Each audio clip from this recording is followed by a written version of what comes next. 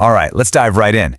Today, we're cracking open the Candlestick Trading Bible, and we're going to use it to translate what can look like a pretty complex language, the language of the market charts, into something that actually makes sense. So, let me ask you this. Have you ever pulled up a financial chart and just felt lost? Like you're staring at a foreign language? All those weird bars and lines? It can be seriously intimidating. Well, according to our source, there's actually a key to deciphering all of it. They're called Japanese candlesticks, and you can think of each one as telling a little story about the constant battle between buyers and sellers. Once you learn to read them, the bigger story of the market starts to come into focus. Okay, so let's get into it by starting with the absolute fundamentals. You got to think of this as learning the alphabet, right? Before you can read words or sentences, you need to know what the individual letters mean. So, every single candlestick has this thick central part. That's called the real body. And this is the heart of the story for that specific period of time. It shows you the distance between where the price opened and where it closed. The bigger the body, the more decisive the move was. And then you see these thin little lines sticking out from the top or bottom. Those are called shadows, or sometimes wicks. These show you the full drama of the session, the absolute highest and lowest prices that were hit before things settled down. You could think of them as the emotional extremes of that trading period. Okay, so here's the most crucial part. It's actually really simple. If the price closed higher than where it opened, it's a bullish candle.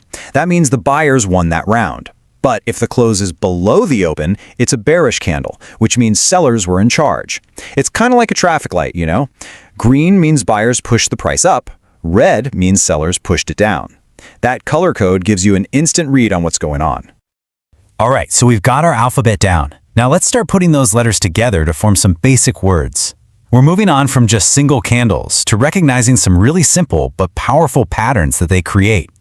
First up is the doji. This one is super important. A doji happens when a candle has almost no real body. The open and close prices are pretty much the same. It's a perfect picture of a stalemate, a moment of pure indecision where neither the buyers nor the sellers could win. And that's exactly why you often see a doji right before a big change in the market's direction. Now, a doji can tell a few different stories based on its shape. Take this one, for instance. It's called a gravestone doji. That long shadow sticking up tells a very specific story. Buyers tried to push the price way up, but they just ran out of steam. Sellers came in with a ton of force and slammed the price right back down to where it started. It's basically a story of a failed rally. And this chart just shows you its power perfectly. You can see the market was in a clear uptrend, right? Then, right at the very top, that gravestone doji shows up. It's like a warning sign that the buyers are getting tired. And, well, look what happens right after. A sharp move down, just like the pattern hinted it would. So on the flip side, you have what's called the hammer. This is a bullish pattern, and you're going to be looking for it at the bottom of a downtrend. That long lower shadow is the whole story here. It shows sellers tried their best to keep pushing the price down, but the buyers stepped in with a lot of conviction and hammered the price right back up. It's a visual sign that sellers are giving up. And here's a textbook example. The market is falling, sellers are in control, and then boom, the hammer forms. That long shadow is basically buyers drawing a line in the sand, saying, nope, not going any lower. And sure enough, it marks the bottom of that move and kicks off a brand new rally. Okay, so we know the letters, we know some basic words. Now it's time to start forming complete sentences. This is where we combine these patterns with an actual strategy. And this is a really important point that comes directly from the source material. A single candle pattern is just one clue. To get a signal that you can actually have confidence in, you need more evidence. Context is everything. The book calls this the power of confluence, which is just a fancy way of saying you have multiple things all pointing in the same direction. It really just boils down to a simple three-step checklist. First, what's the overall trend doing? Second, is the pattern showing up at a really important price level? And third, is the candlestick signal itself obvious and clear? This chart here shows a beautiful high confluence setup. First off, you can see the overall trend is clearly down. Second, the price has pulled back to a key resistance level. That's an area where sellers have shown up in the past. And third, right at that level, what do we get? A clear sell signal.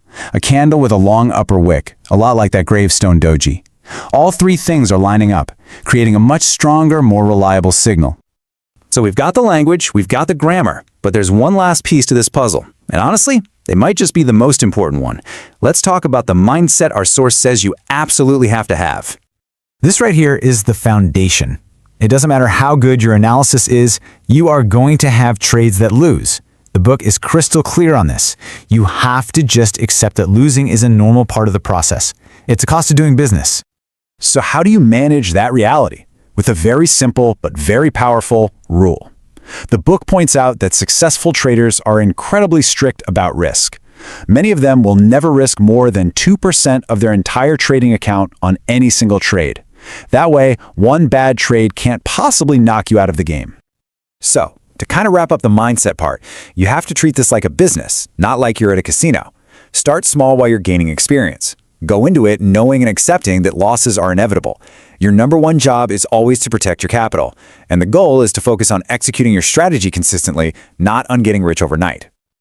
So we've covered a ton of ground, huh? From the basic alphabet of the candles to the grammar of strategy and even the mindset you need to read the market's story. The tools are all here. So the only real question left is, what story is the market going to tell you next?